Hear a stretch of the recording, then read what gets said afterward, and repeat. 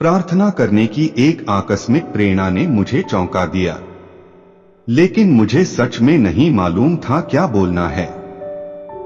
प्रणाम माता मरियम मेरे ख्याल से असंगत लगा। पापी की प्रार्थना मुझे सिखाई नहीं गई थी, मेरी सारी धर्म शिक्षा क्लासों में भी नहीं। एक ही वाक्य मुझे याद था जो मैंने यीशु के लोगों के संपर्क में सीखा था, तुमको यीशु से मिलना ही है। ये शब्द मेरे लिए अप्रासंगिक भी लगे, क्योंकि मैं सोचता था मैं उसको जानता था। यह एक नाजुक स्थिति रही। मेरे साथ कोई प्रार्थना नहीं कर रहा था और न ही मेरे लिए। बावजूद इसके मैं एक सघन आध्यात्मिक माहौल से घिर गया, जिसका इसके पूर्व मैंने कभी अनुभव नहीं किया था। क्या मैं एक पापी था? मैं ऐसा नहीं सोचता, बस मैं एक अच्छा साधारण कैथोलिक बालक था जिसने प्रत्येक रात को प्रार्थना की और पापों का अंगीकार किया, भले ही मुझे ऐसे करने की जरूरत थी या नहीं। लेकिन उस वक्त मैंने अपनी आंखें बंद कर लीं और मात्र 4 शब्द कहे जिन्होंने मेरे जीवन को हमेशा के लिए बदल दिया। प्रभु यीशु लौट आ। मुझे यह नहीं पता था कि मैंने ऐसा क्यों कहा, पर उतना ही मेरे मुंह से निकल सका। मैंने उन शब्दों को बार बार दोहराया, प्रभु यीशु लौट आ, प्रभु यीशु लौट आ। क्या मैंने सोचा कि वे मेरा घर छोड़कर या जीवन से चले गए थे? सच में मुझे नहीं मालूम, किंतु जिस वक्त मैंने ये शब्द उच्चारित किए, एक भाव मुझ में आ गया। यह मुझको 11 वर्ष की उम्र में घटित उस अजीब निश्चेष्टता की ओर ले गया। यह उतना तीव्र नहीं था, पर उतनी ही शक्ति का वोल्टेज मैं महसूस कर सका। यह मेरे पूरे शरीर में दौड़ रहा था। मैंने वास्तव में यही सोचा कि इस शक्ति का आवेश मुझे शुद्ध कर रहा था, तत्काल अंदर बाहर दोनों। मैंने पूर्ण रूप से शुद्ध, निष्कलंक एवं निर्मल महसूस किया। अचानक मैंने अपनी आंखों से यीशु को देखा। वह क्षण भर में ही हुआ। वे वहां थे। यीशु 8 बजने में 5 मिनट। मेरे आसपास के लड़के शायद यह नहीं जान सके कि मेरे जीवन में क्या हो रहा था। वे सब प्रार्थना कर रहे थे। तब एक एक कर वे कमरे से निकलकर अपने अपने क्लास जाने लगे। सुबह 8 बजने में 5 मिनट बाकी था। इसी समय मैं वहीं बैठ कर रो रहा था। मुझे नहीं मालूम था कि क्या करूं या क्या कहूं। मैंने उस वक्त इसे समझा नहीं, पर यीशु मेरे लिए उतने ही वास्तविक हो गए जितनी कि मेरे पाप तले की यह जमीन। मैंने असल में प्रार्थना नहीं की उन 4 शब्दों को छोड़कर, परंतु मैंने इतना निश्चय ही जाना कि उस फरवरी की सुबह में जो घटना घटी वह बिल्कुल असाधारण थी। इतिहास कक्षा के लिए प्रायः देर हो चुकी थी। यह मेरे मनपसंद विषयों में एक था। हम लोग चीनी क्रांति पढ़ रहे थे, परंतु टीचर को नहीं सुन पाया। जो कुछ कहा गया मुझे कुछ स्मरण नहीं। उस सुबह जो भाव आरंभ हुआ मुझे नहीं छोड़ रहा था। जब भी मैं अपनी आंखें बंद करता वह वही थे, यीशु, और जब मैं अपनी आंखें खोलता वह तब भी वही थे। प्रभु के चेहरे का वह रूप मुझको छोड़ता नहीं था। सारा दिन मैं अपनी आंखों से आंसू पोंछता रहा और केवल एक बात बोलता रहा, यीशु मैं आपको प्यार करता हूं, यीशु मैं आपको प्यार करता हूं। मैं क्लास के दरवाजे से बाहर निकला और बगल के रास्ते से चल रहा था। मैंने पुस्तकालय की खिड़की को देखा तो सभी टुकड़े एक निश्चित स्थान पर जमने लगे। वो स्वर्गदूत, वो सपना, सब कुछ फिर से वास्तविक हो गया। ईश्वर मुझसे क्या कहना चाहता था? बेन्नी को क्या हो रहा था? अध्याय 3। परंपरा। परंपरा। मैंने अपने शयन कक्ष में प्रवेश किया। चुंबकित जैसा मैं उस बड़ी काली बाइबिल की ओर खिंच गया। हमारे घर में यह एक ही बाइबिल थी। मम्मी पापा के पास एक भी नहीं थी। मुझे पता नहीं कि यह कहां से आई, पर जहां तक मुझे स्मरण है यह मेरी ही थी। जब से कनाडा में हमारा आगमन हुआ तब से इसके पन्ने पलटे नहीं गए थे। पर अब मैंने प्रार्थना की, प्रभु आपको यह मुझको बताना होगा कि आज मुझे क्या हुआ है। मैंने बाइबल खोली और भूखे आदमी के समान जिसको एक पाव रोटी दी गई है उसका एक एक पन्ना खाने लगा। पवित्र आत्मा मेरा टीचर बन गया। यह मुझे उस समय नहीं मालूम था, पर दरअसल वहीं तो एक चमत्कारिक रूप में होने लगा। ऐसा तो प्रार्थना सभा के उन लड़कों ने नहीं कहा, अब बाइबल यही कहती है। वे मुझे कुछ नहीं बोले। वस्तुतः उन्हें कुछ पता ही नहीं था कि गत 24 घंटों में क्या घटित हुआ था, और निश्चय ही मैंने अपने मम्मी पापा को एक शब्द भी नहीं कहा। मैंने सुसमाचार पढ़ते हुए आरंभ किया। मैंने अपने को जोर से पढ़ते सुना, यीशु मेरे दिल में आइए, कृपया हे प्रभु यीशु मेरे दिल में आइए। वचन पर वचन पढ़ते मैंने उद्धार की योजना को खुलते देखा। यह ऐसा था मानो मैंने बाइबल इसके पहले कभी पढ़ी नहीं थी। हे मेरे दोस्त, यह तो सजीव था। एक एक शब्द सोते के भीतर से बुलबुलों की भांति निकलने लगे और मैं मुफ्त में उसमें से पी रहा था। अंततः सुबह 3 या 4 बजे एक अनंत शौती के साथ, जो मैंने इसके पहले कभी अनुभव नहीं की थी, मैं सो गया।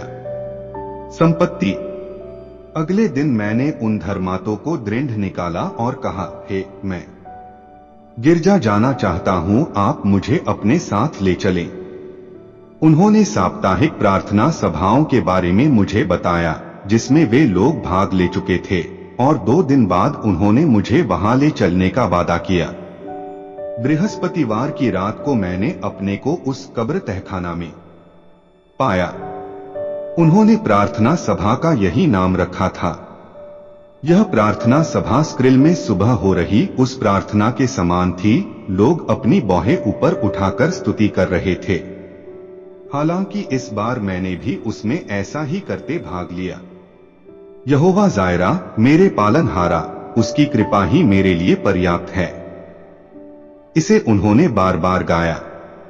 मैंने यह गाना पहली बार सुना, मुझे पसंद आया, और जब मुझे मालूम हुआ कि यह गाना पादरी की पत्नी मेरला वाटमन ने ही लिखा था, तब से मैंने इसे और भी अधिक पसंद किया। उसका पति मेर्व ही यहाँ के इस अनन्य भेड़ का चरवाहा था। यह यहाँ के गिरजा का प्रतिनिधि दल नहीं था। यहाँ प्रार्थना के लिए ये लोग बहुत उत्साही ईसाई थे, जो प्रत्येक बृहस्पतिवार को संत पॉल महागिरजा में मिला करते थे। ये टोरंटो के मुख्य बाजार में स्थित एंग्लिकन चर्च के ईसाई थे। यह यीशु क्रौती के दिन थे, जब इन तथाकथित हिप्पयों को अपने बाल कटवाने में जितनी देर लगती है, उससे भी जल्दी अपनी मुक्ति पाने का दावा करने वाले थे। जरा सोचिए, मैंने तो एक नाई की कुर्सी बहुत दिनों से नहीं देखी है। मैंने चारों तरफ दृष्टि दौड़ाई। वह जगह मेरे जैसे बच्चों से खचाखच भरी हुई थी। आपको यह देखना चाहिए था। वे प्रभु के सामने उछलते, कूदते, नाचते गाते हर्षोल्लास कर रहे थे। यह मेरे लिए विश्वास करना भी मुश्किल था कि क्या ऐसा भी कोई स्थान था। पर कैसा भी हो, उसी पहली रात से ही मुझको लगा कि मैं उनका हूं। उधर ऊपर जा। प्रार्थना सभा के समापन पर मेयर वाटसन ने कहा, मैं चाहता हूं कि लोगों में जो जो सामूहिक पाप स्वीकार करना चाहते हैं, वे सब आगे आए। जैसे आप लोग यीशु को अपने दिल में आमंत्रित करेंगे, हम लोग भी आपके साथ प्रार्थना करेंगे। मैं कौपने लगा, लेकिन मैंने सोचा, मुझको नहीं लगता कि मैं वहां जाऊंगा, क्योंकि मेरी मुक्ति हो चुकी है। मुझको मालूम था कि उस सोमवार को जब 8 बजने में 5 मिनट बाकी था, तब प्रभु ने मेरे जीवन को संभाल लिया था। आज तो बृहस्पतिवार है। आपका अंदाज सही निकला। कुछ ही पलों में मैंने देखा कि मैं आगे उस मंच की ओर तेजी से जा रहा था। मुझे नहीं पता कि मैंने ऐसा क्यों किया, पर मेरे भीतर कोई कह रहा था, उधर ऊपर जा। यह ठीक वही वक्त था जब एक ग्लिकन चर्च में एक करिश्मा प्रार्थना सभा के दौरान ग्रीक ऑर्थोडॉक्स घराने के इस साधारण ईसाई बालक ने यीशु को अपने दिल से स्वीकार करने के लिए एक सामूहिक पाप स्वीकार किया। यीशु, मैंने कहा, मैं चाहता हूं कि आप मेरे जीवन के मालिक बन जाएं। इस महान घटना से पुण्य देश की कोई तुलना नहीं। यीशु जहां रहा करते थे उससे भी कितना श्रेष्ठ है वह स्थान जहां यीशु थे। उस रात जब मैं घर पहुंचा, मैं प्रभु की उपस्थिति से इतना ओतप्रोत हो गया कि मैंने वहां जो घटा था उसके संबंध में अपनी मां को बताने का निश्चय किया। पापा को बतलाने की मुझ में हिम्मत नहीं थी। मां, आपको बताने के लिए मेरे पास एक खास खबर है, मैं फुसफुसाया। मैं मुक्त किया गया। पल भर के लिए उसका मुंह खुला ही रह गया। उसने घूरते और बुदबुदाते पूछा, किससे मुक्ति? मेरा यकीन कीजिए, मैंने कहा, आप समझ जाएंगी। शुक्रवार को सुबह और सारा दिन अस्क्रिल में, छतरी में, जहां कहीं भी मैं गया, एक तस्वीर मेरे मन में आती रही। मैंने अपने को प्रचार करते देखा। यह कल्पनातीत था, पर मैं इस बिंब को मिटा नहीं सका। मैंने लोगों की भीड़ देखी और मैं एक सूट पहने, बाल तरतीब से जमे और साफ सुथरा, एक तूफान को प्रचार कर रहा था। उसी दिन मैंने अपने उस सनकी दोस्त बॉब को देखा, जिसने एक दिन छतरी की तमाम दीवारों पर बाइबल वचनों के पर्चे चिपकाए थे। मैंने उसे उस सप्ताह में जो घटा सारांश में बताया। मैंने उससे कहा, मैं स्वयं को प्रचार करते देख रहा हूं। मैंने कहा, बॉम्ब, पूरे दिन यह ऐसा ही था। मैं अपने दिमाग से विशाल खुली हवा की रैली, स्टेडियम में, चर्चों में तथा संगीत हॉल में प्रचार करते अपने स्वयं की तस्वीर को मिटा नहीं पा रहा हूं। हकलाते हुए मैं बोला, मैं जितनी दूर आंख देख सके लोगों को देखे जा रहा हूं। मुझे लगता है मेरा दिमाग खराब हो गया है। तुम क्या सोचते हो इसका क्या अर्थ है? बस यहां तो एक ही बात हो सकती है, वह बोला, ईश्वर तुमको एक महान सेवकाई हेतु तैयार कर रहा है। मैं सोचता हूं कि यह बहुत ही सराहनीय कार्य है। निर्वासित, मुझको घर में भी ऐसा प्रोत्साहन नहीं मिला। हाँ, वास्तव में प्रभु जो कर रहे थे, कदाचित मैं उन्हें बता नहीं पाया। वह हालत डरावनी थी। अपमान और लज्जा। मेरा सारा परिवार मुझे परेशान करने और मेरी हंसों उड़ाने लगा। यह बहुत ही भयंकर था। मैंने अपने पापा से यह आशा की थी, पर मम्मी से नहीं। जब मैं बढ़ रहा था तो उसने मुझे बेहद प्यार किया था। उसी प्रकार मेरे भाइयों और बहनों ने भी किया था। लेकिन अब उन्होंने मेरी अवहेलना की, एक घुसपैठिया की तरह जो सदा एक गैर रहा। परंपरा फिडलर ऑन द रूफ गाना कहता है, अगर एक पूर्वीय व्यक्ति परंपरा तोड़ता हो तो उसने एक अक्षम्य अपराध किया है। मुझे संदेह है कि एक पाश्चात्य व्यक्ति वास्तव में इस बात की गंभीरता समझेगा या नहीं। वह इस परिवार के नाम पर एक कलंक है और उसकी क्षमा नहीं दी जा सकती। परिवार ने मुझसे कहा, बेन्नी, तुम हमारे परिवार का नाम बिगाड़ रहे हो। उन्होंने मुझसे आग्रह किया कि मैं उनके परिवार की इज्जत मिट्टी में नहीं मिला। मेरा पिता एक मेयर था और उसने वह बात मुझे याद दिलाई। परिवार का नाम दाव पर था। कृपया मुझे समझें जब मैं यह कहता हूं कि एक व्यक्तिगत मसीही धर्म में ढले जाने में शायद ग्रीक ऑर्थोडॉक्स तथा अन्य उच्च श्रेणियों के पूर्वीय चर्च के लोग सर्वाधिक कठिन होते हैं। जब मैं नया जन्म प्राप्त मसीही बन गया तो यह उनके लिए एक शर्मनाक बात थी। क्यों? क्योंकि ये मानते हैं कि ये ही असली ईसाई हैं और इसको प्रमाणित करने के लिए इनके पास ऐतिहासिक अभिलेख हैं। ये अन्य लोगों से भी लंबे अरसे से मसीही रहे हैं। परंतु यही तो समस्या है और मैं इसी के साथ ही पाला पोसा गया। इनका विश्वास आडंबर, धार्मिक अनुष्ठान और धर्म सिद्धांतों की दृष्टि से लंबा है, पर ईश्वर के आध्यात्मिक अनुभूति की दृष्टि से छोटा है। शक्ति का अभाव है और इसके फलस्वरूप प्रभु से सुनना अथवा पवित्र आत्मा से संचालित होना आदि बातों को समझने की इनमें ग्राह्य क्षमता नहीं है। यह तो स्पष्ट था कि अगर मैं अपने ही घर में रहा होता तो यीशु ख्रीष्ट के बारे में बातें करने के सारे रास्ते मुझको बंद कर देने होते। कैसा भी हो, मेरे इस नए विश्वास के जोश को कोई भी ठंडा नहीं कर सका। मैं कभी नहीं बुझने वाले एक जलते अंगारे की भांति था। बड़े भोर में ही मेरी बड़ी बाइबल खुली हुई थी।